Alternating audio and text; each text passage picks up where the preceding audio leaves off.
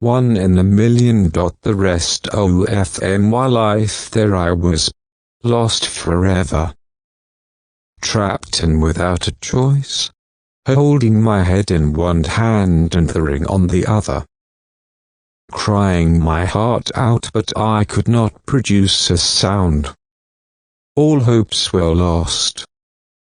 The tears in my face were covered by the raindrops. I was the one who always told her that I never wanted anyone to see me cry. But then now I wish she would open her eyes at least to see me cry and tell me not to cry. February 24th, 2010 17:45. I felt empty. I didn't have words to express myself for what I had done. She was the only one I had in my life, and now I was alone. Alone once again. Yes, I had told her that loneliness was something that I loved, but now I felt that she could have been there with me to share the loneliness. Even my ego, my pride, my aim, my achievements had left me alone. Now I know what being lonely meant. The fair face was because she was having leukemia, blood cancer. She was not able to come but still did just because I had asked her to. She had become thin not because of her gym but because she was not well. It was weak, not thin. The third while on the call was because she had fainted. And I failed to notice that. Despite all that, she had come just to make me happy, and what did I do? Hurt her, irritate her, and kill her. February 24th, 2010 15:30. She was there, still as a rock, alone in her home, in her bed. There was a sudden rush that fell as a heavy thud in my heart, and all the voices came rushing to me. She was gone, for good. A deadly cancer had taken her away from me. Her mom had told me it was cancer, but it was all over before it even started. Cursing myself, I took out my chain, which was a gift from her, and placed it on her beautiful hands. Then with a hollow punch of pain I went near her ear and said, "I am really sorry, Sam." And I left the place with welled-up eyes and a heavy heart. February 23rd, 2010 09:44. That's it. I cannot take any more of your ignorance. This is no longer a relationship. It's always about you, and you just seem to be interested about yourself. It's as if you never wanted me here. And it's me who is always pushing things and taking initiatives to keep this relationship healthy. That's it. I quit. For good. Were her last words. I tried to explain how it all was just a game, but she refused to accept it. She must hate me. Well, even I was not crazy about myself at that point. I ran behind her and explained all about it, but it didn't seem to go anywhere. I woke up with a start. It was all a dream. I had to apologize to her, be with her again. So after all that wait, I started for her house to apologize in person.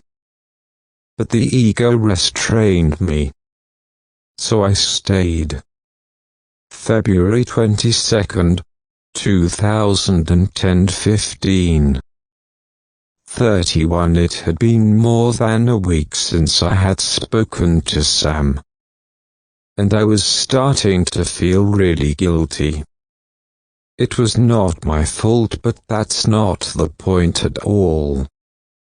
It was a huge fight, but now it's all getting onto my head. I was stupid and I should have apologized to her, but I did not. It was her mistake as well. The ego didn't let me move forward with the apology. I was an achiever up till then. That didn't let me put my foot down. But at the end, no matter whose mistake it is, the distance between United States increases. I didn't know what would make it better, and I was torn between my feelings and my ego. Damn the ego. February 14th, 2010. It was the day of roses, Valentine's Day. I went to meet her. You know, Sam. The one and only, my beloved. I loved her so much, but I felt something was wrong. I just knew it. I wanted to surprise her. I just got 100 odd candles and arranged it on the first floor of my house, in a small room which had a lot of shelves. The candles were everywhere, and I had chosen a song called Expressions by Helen Jane so that it would be romantic. And then she came. Her face was glowing more than it usually did. Fairer than usual, she had become thin, since she was going to gym. I said, I am not going to compare you with the moon because moon has scars etc. is an old line. In one line, if I have to describe you, I would say you're the most beautiful girl in this planet. In one word, if I had to say, it would be pure. She smiled at me. She said, "Thanks a lot. This is the best thing anyone has ever done for me. You're the best." Saying this, she held my hand and gave me a silver chain. It was so good, and I hugged her and looked into her eyes. But I saw that she was not happy. So I asked her, "You still like him, don't you?" Her. "Please, it's Valentine's Day, and after this beautiful thing, why are you at it again?" Me. "If you thought it was beautiful, then you wouldn't be so dull. If you don't like me, just say so." Her. "Oh, come on. You know I loved it, please don't be angry. That anger doesn't go well with your face." Me. "Okay, I'm sorry too. By the way, I've got us tickets for tomorrow. Morning movie, then afternoon rain tree, then at night a really nice play." Her. "I'm sorry, I can't make it. I have to go to Visual's house, remember? I told you Larry's cousin is getting married. I got to go to Trivandrum." Me. "Go day after tomorrow now. Please stay for tomorrow, I made all the arrangements." Her. "Sorry, I can't. I skipped today 'cause I know I have the best guy in the world." Me. "Please, please, tomorrow, please." Her. "Sorry, please understand." Me. "So you like Visual more than me? Fine." Her. "Oh, come on, you know that's not true, me. Then stay and prove it her. Stop it. Now me. Why should I? You don't like me anymore. After a while OF similar fights her. That's it, I cannot take any more of your ignorance. This is no longer a relationship. It's always about you and you just seem to be interested about yourself. It's as if you never wanted me here. And it's me who is always pushing things and taking initiatives to keep this relationship healthy. That's it. I quit. For good. Me. Fine, I am not dying for you. One day you'll die for me and then you'll know. February 9th, 2010 10:00 I called her up in the morning. She didn't pick up the call. I tried many times, I could not reach her. I started getting worried and got paranoid, so kept trying. She didn't pick up the call. Later at 3 in the noon she called me and apologized for not answering the call. I yelled at her, but then I heard a thud as if she fell down and got worried. I was not able to reach her for some hours and then she called me again. She said that she fell down from the swing and her mobile was not working properly and she had given it for a bear. February 7th, 2010 00:00 she called me at 12 and said, "Happy 5-year anniversary, honey." I said thanks a lot and we spoke about our relationship till 2 or 3 o'clock. But I sensed her coughing a lot and also sounding really weak. I didn't want to upset her, so I didn't ask her about it. We kept talking and I said, "Okay, I am going to sleep. I have got a match in morning. I am sorry, Sam. Good night."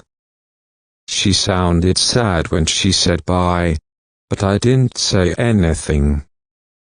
And we met in the evening. I was only boasting to her about my match entirely and I didn't even ask her how she was and all that. February 7th, 2005 16:00 It was after tuition that she came near me. We used to go home together pushing the cycle. In the 4 years we had become really best friends and I felt that we had gone a tad more than that. But I didn't say anything. While walking she said, "Sri, I need to tell you something. Rather talk to you about it." Saying this she pulled my hand. Sure, she thought it was romantic, but my cycle fell down. She said, "There is something I have been feeling lately. And I don't know what it is. I mean, I think I have crossed the limits by my heart and become too close to you." I started smiling and saying something, but she interrupted. "No, let me finish, please. I think about you all the time and always for everything.